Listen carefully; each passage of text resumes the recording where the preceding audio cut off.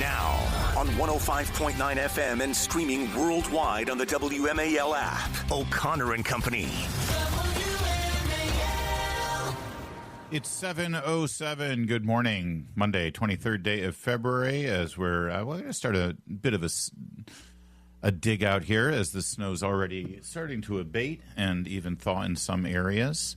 We're just at the freezing mark now at 32 degrees at Reagan National, and we did get a bit of a slurpy snow. It's a very wet snow.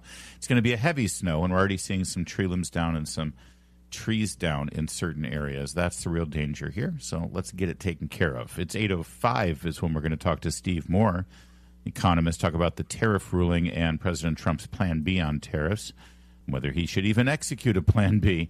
8:35, Virginia State Delegate Tom Garrett on Abigail Spanberger's plan for the State of the Union response. It's Larry O'Connor with Bethany Mandel, who is celebrating her U.S. Olympic hockey team gold medal, golden goal by the first hockey player in Olympics history to score a winning gold medal goal and celebrate a bar mitzvah.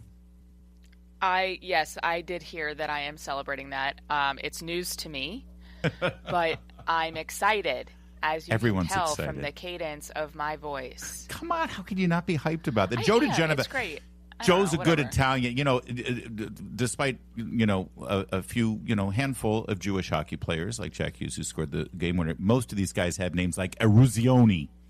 They're all tough Italian or Irish mix who played hockey. Joe, were you hyped about the hockey team? Oh, are you kidding me? I was up and ready to go, watched every minute of it, was screaming and yelling in our TV room. It was spectacular. What a great moment for America. And you know what was really great about it? To hear the hockey players talk about how much they love the United States and were proud to represent it at the Olympics. Boy, what a contrast with some of the other little snits. Yes. Amen to that. And you know what? And I kept thinking of the women's. I know we were all, the women's soccer team. We're so happy for the women's soccer team. Yeah, okay, sure. Except that they would go up there and trash the country when they, and whined about how they weren't getting paid as much as they and that's why hockey is the greatest American sport. Wait a second. I think the Canadians may take issue with that, but okay, all right. Too bad. Let them become the 51st state and argue about it. All right, Joe. I don't want them. Let's turn to the tariff ruling on Friday. First of all, you sort of anticipated this. We were hoping to get this ruling a month ago. Everyone was expecting it, and you would weighed in basically around the same rationale here. However, I do want to ask you about Kavanaugh's dissent here, because it sounds like Kavanaugh basically said, okay, sure. He probably, IEPA didn't allow for him to do these tariffs, but if he had just cited this law or that law, it would have been fine. So this isn't a big sweeping constitutional smackdown, is it?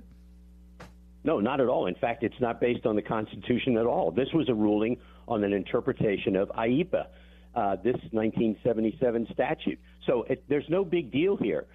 It was, and I will say this about Kavanaugh: you just never know what he's going to do. He said the most important thing in all those pages of rulings, and it was that, okay, we do all of this, we make this big ruling, and then we don't say anything about the refunds or the clawbacks of the tariffs. What's going to happen to $175 billion? It's utterly outrageous that the Supreme Court would rule on something like this and then do nothing about the ultimate remedy. I mean, what do courts exist for heaven's sakes? Well, that was my follow-up question, Joe. What happens? Because they collected billions of dollars. Who gets it back? How do they even give it back? Well, the court didn't say, and it's shame on John Roberts and Gorsuch and Amy Coney Barrett and the other six who were such smartasses. What are you going to do with 170? Oh, tut. We don't have to worry about this little cleanup matter of $175 billion. Well, I tell you what, Trump's got the upper hand. Sue me to get it back. Ooh. You are spicy this morning. I love it.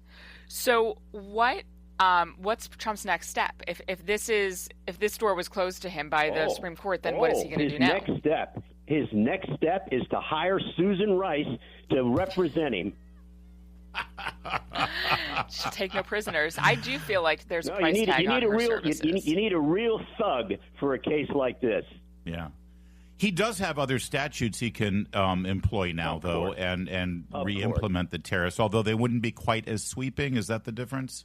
Well, the problem is, under the IEPA, you can do emergency tariffs that with no investigation, merely a presidential finding. Under most of the other statutes, you must conduct a thorough investigation, go to the International Trade Commission, get a ruling, and then impose the tariffs. So the president did exactly the right thing. He used his emergency powers. He was absolutely correct. The Supreme Court is dead wrong. This was John Roberts headed for the exit again. Didn't want it, just like he did in Obamacare, where he switched his vote and it became part of the majority. This is John Roberts managing the court's political image. This was BS.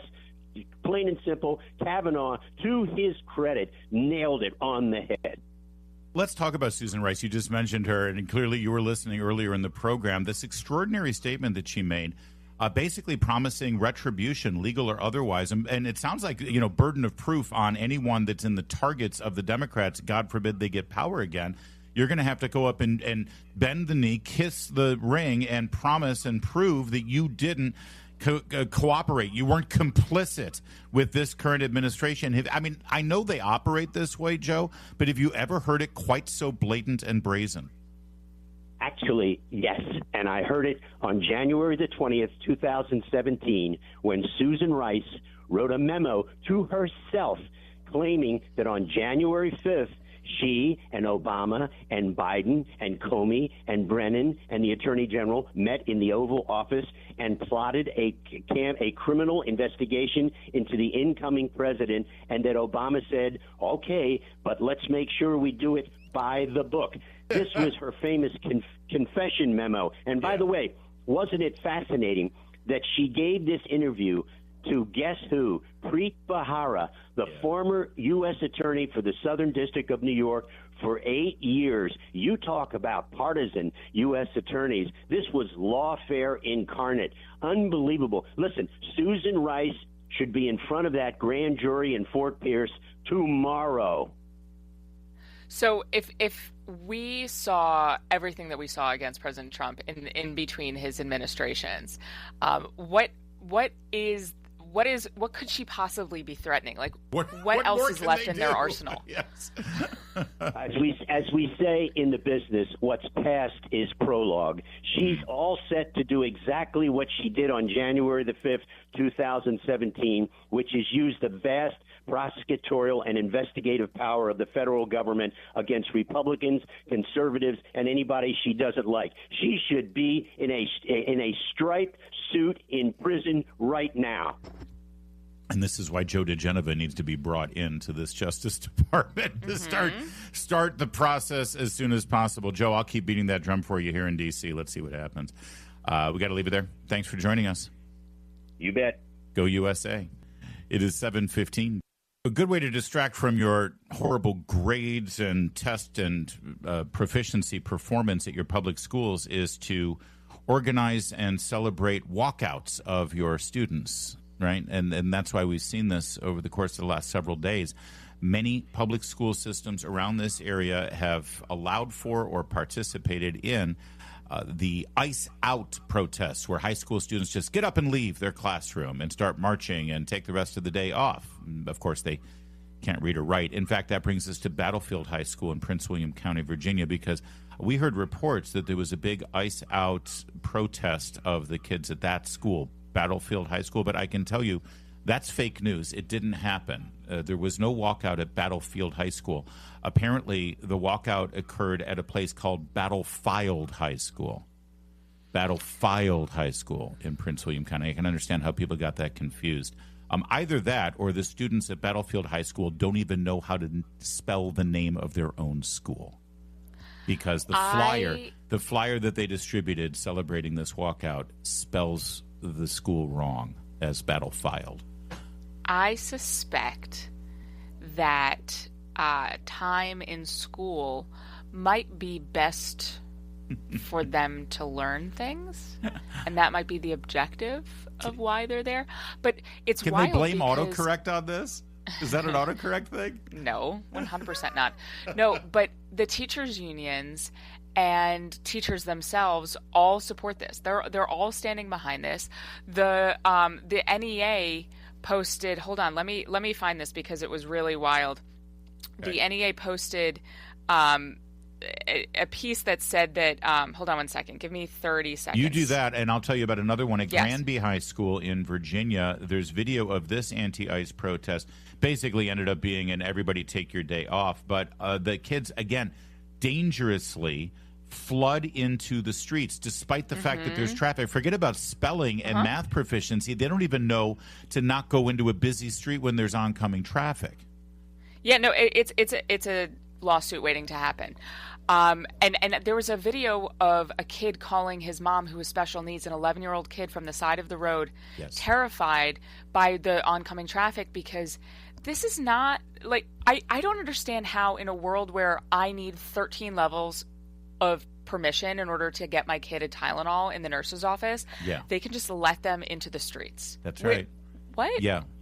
I know. I saw this special needs kid. My heart absolutely broke for him because I understand, again, my kid's on the autism spectrum too. Everybody in the classroom gets up. Everybody starts going. You just go. Yeah. You just go with the pack. You think we're supposed to go somewhere? Okay, we'll go. And the next thing you know, he doesn't have any assistance. He's out in the middle of the street and he's terrified. That was heartbreaking. Also, even more heartbreaking, Fremont High School in Fremont, Nebraska. A student was struck by an SUV during a protest. No school officials anywhere around. The student is now recovering at home, bumps and bruises. Thank God that's all it was. And this continues unabated and supported. Yeah.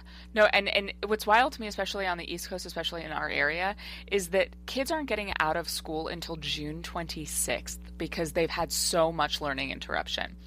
And so now we had 2 to 3 years of COVID, and then like maybe a year or two where they were kind of in school, and then this year it's kind of a wash at this point.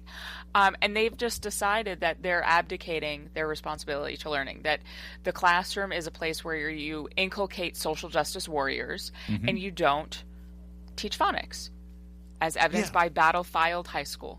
Battlefield High School. Yeah, and real fast, just if I could just jump in here, because I know that there are a lot of parents who want to, I get it. I was like this with my kids. I learned but my oldest, I was like, I'm just excited you're passionate about this, and I don't want to indoctrinate you. I don't want to force you to believe one thing or another and all that stuff. Frankly, there's no problem indoctrinating your children. Learn from my mistakes, okay, number one.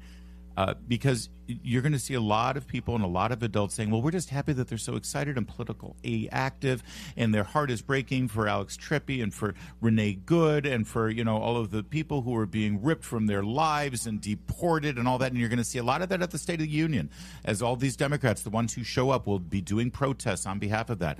And just remind yourself, none of the teachers' unions, none of the administrations, none of the students who can't spell, none of those congressmen or senators that you'll see at the State of the Union tomorrow, none of them marched and left class on behalf of the murder victims and the rape victims and the kidnapping victims over the course of the 4 years as Joe Biden allowed tens of millions into this country illegally, a huge number of them violent criminals and gang members. You saw nobody protesting over the fentanyl overdoses because we had no security at our border. It's one thing to be an activist, but all of the activism that's encouraged and organized and funded all seems to be going in one direction, and your tax dollars are helping to support it in those schools. Yeah, and the kids are the most hurt. We're spending tens of thousands of dollars per student, and we're graduating kids who can't read. Yeah, this is why. If you've got a kid at Battlefield High School, you might want to look into this and talk to the principal and administration and to your school board about how, number one, the kids were allowed to make posters and flyers and leave class, and number two, they can't even spell the name of their school. Hat tip to our colleague Vince Colonnese for finding that and posting it on X. It's hilarious and tragic and infuriating. It's 7:23. Now on 105.9 FM and streaming worldwide on the WMAL app. O'Connor and Company. It's 7:37. Thanks for tuning in here to O'Connor and Company. Coming up in our fabulous, incredible program at 8:05. We're going to speak with Steve Moore, economist extraordinary, great patriot all around. And then at 8:35, Virginia State Delegate Tom Garrett about Abigail Spanberger being tapped to deliver the State of the Union response for the Democrats, which, by the way, I think that's a perfect person to do it. Well, Zoran Mondani would have been better, but that's all right. It's Larry O'Connor with Bethany Mandel. Bethany? Good morning. Good morning to you. Can we talk hockey, please? So I came ready. You want to hear how I prepped for this segment? Yeah, I'm excited. They launched a program called Pucks and Pages, the Hughes brothers. It's a reading program in New Jersey, and they brought the Odyssey with them to the Olympics, and that's what Jack Hughes was reading when he did something somewhere that was when he was a little kid. Yes. Well, he does. No, this weekend he did something this weekend that I think was notable. But he brought the Odyssey with him, and he was reading the Odyssey. This weekend. What he did this weekend was he scored the winning goal in overtime, thus securing the gold medal for. Is that why we're all talking about hockey? But yes, Jack Hughes is quite the hero right now for multiple reasons, and it was an incredible goal. I've watched this goal over 100 times, over and over again on repeat. Let's listen to it if you missed it. Up behind the net, and it's Werenski. Now Jack Hughes puts it around McCarr. United States with numbers. Walk across it comes. Jack Hughes wins it. The golden goal for the United States. For the first time since the 1980 miracle, the United States takes the gold. Yeah, and like in 1980, this time we have defeated a communist evil empire, Canada. Last time, I believe it was the Soviet Union. Yeah, and then what happened to the Soviet Union? Within 10 years, they crumbled. Good luck, Canada. We know what's going to happen next. They're all going to made themselves, and that's the end. It turns out when your country is crumbling, everyone just starts killing themselves, and the state's like, let's help. How can we be of assistance? You know, I one of my earliest childhood memories, like vivid memories. Obviously, I remember things from my youth, but that 1980 Olympic hockey game. I was a kid in Detroit at the time, and you know, Detroit is hockey town. We Michiganders take pride in breeding some pretty great hockey players. Although that team, ironically, didn't have many Michiganders. They were all from Minnesota and Boston or New England. This team is full of Michigan kids, and that memory, it took me a minute to realize we have not won the gold since that 1980 game, because we've made it into the gold medal game multiple times, but we were always on the losing end of moments like that, of the golden goal by, I think Crosby scored the golden goal for Canada one year, and then we had a shootout, right? It was Oshie was like over and over. Oshie, who ended up, with the Capitals, scored goal after goal in the shootout, and we lost that time too, but now this time we're on the winning end of it, and what a moment it was. And these players, take a listen to this. This is Jack Hughes, the kid who scored that. And by the way, he got his tooth knocked out. The Jew? Yeah, he's Jewish, yes. Jack the Jew Hughes. I believe the first hockey player to score a golden goal and celebrate a bar mitzvah. Yep. In history. He's ours. Not that there are a lot of players who have ever scored a golden goal like that. Listen to him after the game. This is all about our country right now. I love the USA. I love my teammates. It's unbelievable. The USA Hockey Brotherhood is so strong, and we had so much support from ex-players. I'm so proud to be American today. This was such an incredible game to grind out. I mean, you're bleeding right through it just looking at you right now. Can you just talk about how difficult this gold medal was to win? Unbelievable game by Hellebuck. He was our best player tonight by a mile. Unbelievable game. Unreal game by our team. That's just a ballsy, gutsy win. That's American hockey right there. That's a great Canadian team, but we're USA. We're so proud to be Americans. Tonight was all for the country. What does this gold medal mean to USA Hockey? It's everything. Like I said, the USA Hockey Brotherhood means so much. Look at these guys. We're such a team. We've been together for 2 weeks. We're such a team. The USA Hockey Brotherhood is so strong, and we're so proud to win for our country. How many times does he have to say, we're proud of our country, we're proud of our country? It is so refreshing. Yes. Last week we talked about Eileen Gu, and I argued, and I'm still arguing with people, that I find Olympians wearing an American flag who get up there and trash America worse than Eileen Gu, who's competing for the CCP, because at least she's honest. At least she puts her flag on her back and she says who she's with. It is so nice to hear this in contrast.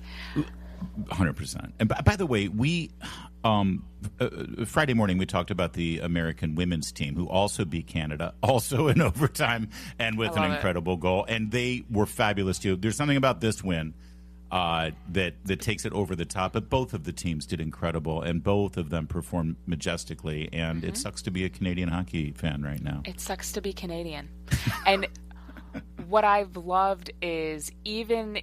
The patriotic feeling went so deep that even Wes Moore, posted Governor Wes Moore here in Maryland, posted a patriotic meme. That's right. And I want to get into the memes are great, and the White House put out a meme. A lot of people put out memes about U.S. beating Canada. I want to get into that and controversy over them. Apparently, also some fake controversy over Kash Patel, the FBI director, celebrating this win.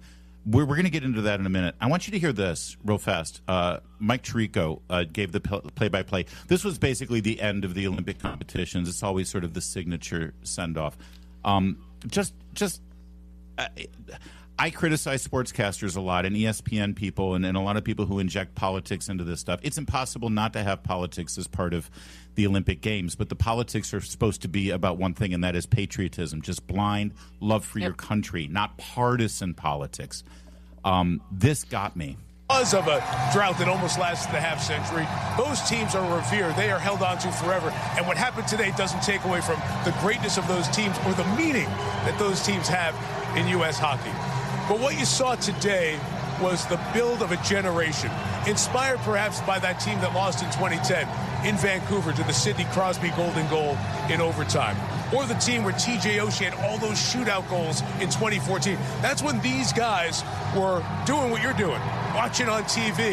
And they were young, and they were living the dream.